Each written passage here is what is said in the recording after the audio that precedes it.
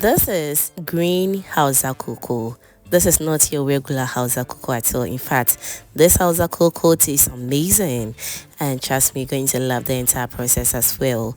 If you are new to my channel, hello, this is Cooking with Efia. Here I share easy and inspiring recipes right here. So if this is what you're looking for, don't hesitate to subscribe to my channel and also do turn on the post notification bell so that anytime I upload amazing videos like this, you will be among the first person to be notified. Now, without wasting much of your time, let's get started.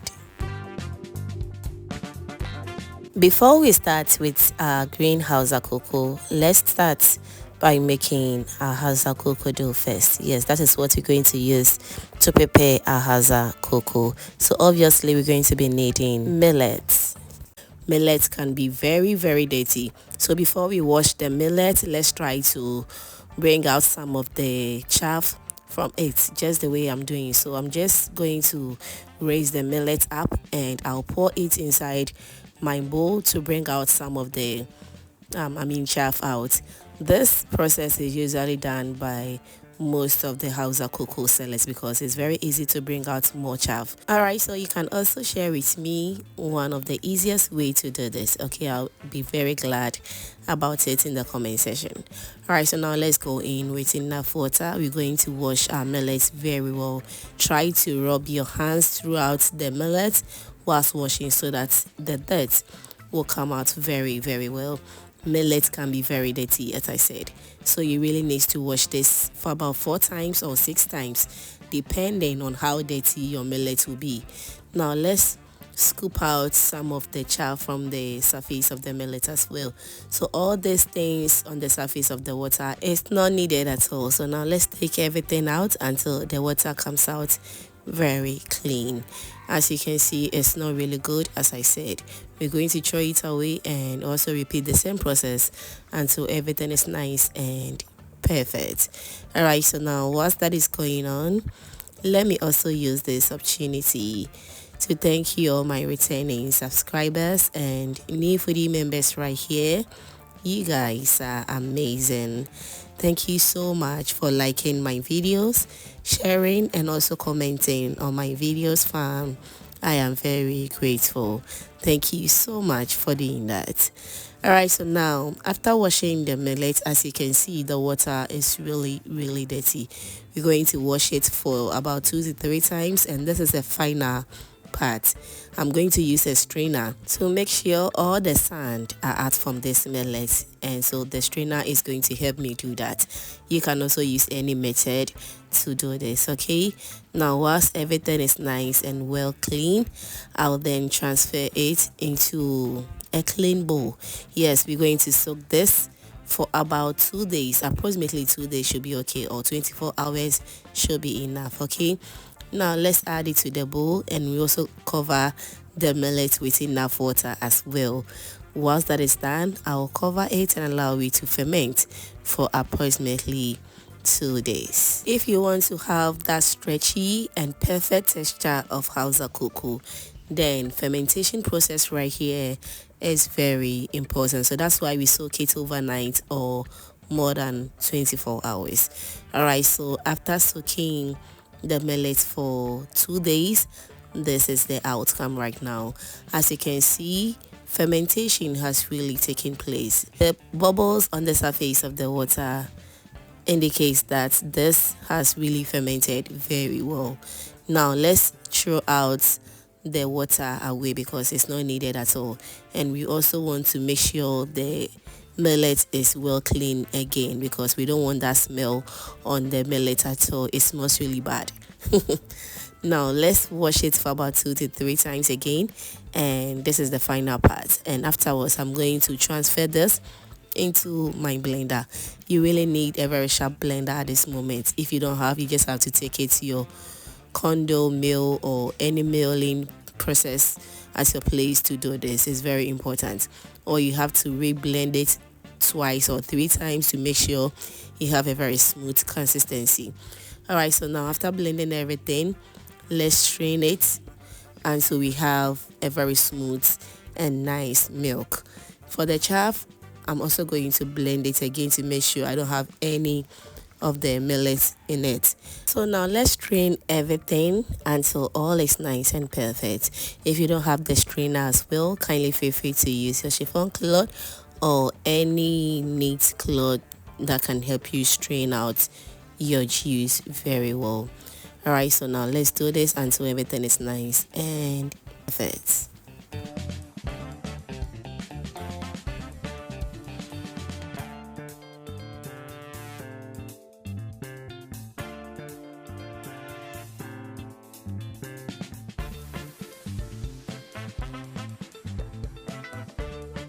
Alright, so at this point, if you haven't still subscribed to the channel yet, baby, what are you waiting for? Kindly give this video a thumbs up and also do share this video to your lovely friends and family so they get to see this amazing and inspiring recipe as well. Thank you so much for doing that. Alright, so after straining out everything, this is what we have, a very smooth drink. We're going to strain it for the last time to make sure that there is no chaff in the dough again. So after straining, as you can see, there was just a little bit of chaff in it. That means we really did a very good job. So after straining everything, I'm going to cover my milk to allow the dough to settle down and also for the water to come out so that we will have our Hausa cocoa dough. So the next day, this is what we have. Our dough has really settled down beautifully, and that's what we're looking for. So moving forward, we're going to strain out the water from the dough, and once that is done, we will proceed to our next stage. At this point, if you haven't still given this video a thumbs up yet, baby, what are you waiting for? Kindly give this video a thumbs up and also do share this video to your lovely friends and family so they get to see this amazing and inspiring recipe as well. Thank you so much for doing that. Alright, so now we have our perfect Hausa cocoa dough. Next, we're going to transfer our fermented water into our cooking pot. Yes, this is what we're going to use for our Hausa cocoa. The fermented Hausa cocoa water is very important in this recipe. If you don't like it, that's just fine. But if you want to get a very perfect Hausa cocoa taste and texture, don't throw out this fermented water. It's very important, okay? Now let's cover and allow the water to boil very well. Whilst our water is cooking, let's also go ahead and blend some natural spices. I have some ginger, grains of Selim, and also some chili pepper. This is the 3 spicy ingredients I'll be using. You can also use any spicy ingredients of your choice, okay? If you don't like it at all, you can also omit it, but adding it to it will add extra taste and flavor to your Hausa cocoa. One thing you should also take note is that your water should really cook very well. It should be very, very hot, because Hausa cocoa, we don't cook it on fire. As soon as the water gets very hot, you need to turn off the flame and start to cook it. Alright, so now let's move on to the main secret ingredients of this recipe, which is some bicarbonate soda, cane or baking soda. This is what is going to give your Hausa cocoa that green color. But since I'm not going to enjoy this Hausa cocoa or green Hausa cocoa alone, I'll be enjoying it with some people, adult people, which the cane or the bicarbonate soda is not good for them. So I'll reduce it because of them. So if you want to have a very green Hausa cocoa, you really need to add in more cane or bicarbonate soda to really get that green color that you're looking for. But yeah, too much of everything is bad. I just didn't know the secret ingredients in this recipe. It was just when they were fasting, the Muslim people were fasting. That is when I got to know that they use cane, because they usually sell this whenever they are fasting. It's very common in my area. So that is it, okay? If you want it more green, can you use more bicarbonate soda or cane, and trust me, you're going to have the perfect green color that you're looking for. All right, now, so I've added in my blended spicy ingredients. I'll also go in with more hot water because it was very thick. Mind you, at this point the flame is off, so you need to take note. Okay, trust me, at this point you need to turn off your flame, because if you don't turn it off, your cocoa will turn out to be very starchy, and we don't want that. All right, so as you can see, our Hausa cocoa is turning out very well and also very perfect. At some point in time, I realized that this cocoa would taste the same as the normal Hausa cocoa we know. I love the green cocoa, but when I look at the color, it seems like the same Hausa cocoa we always enjoy. But trust me, the taste is not the same when you add in the kiln or the bicarbonate soda. It is never the same. The taste is 100% green cocoa, and it is better than the roadside as well. Trust the process and you are going to love it. All right, so fam, at this point, let me know in the comment section what you think about this green Hausa cocoa. I hope you're going to try, and I will be glad to read all your amazing comments down below. I enjoyed my Hausa cocoa with my oats puff, and trust me, it turned out super good. You can also enjoy yours with any combo of your choice. Serve with some sugar and also some milk.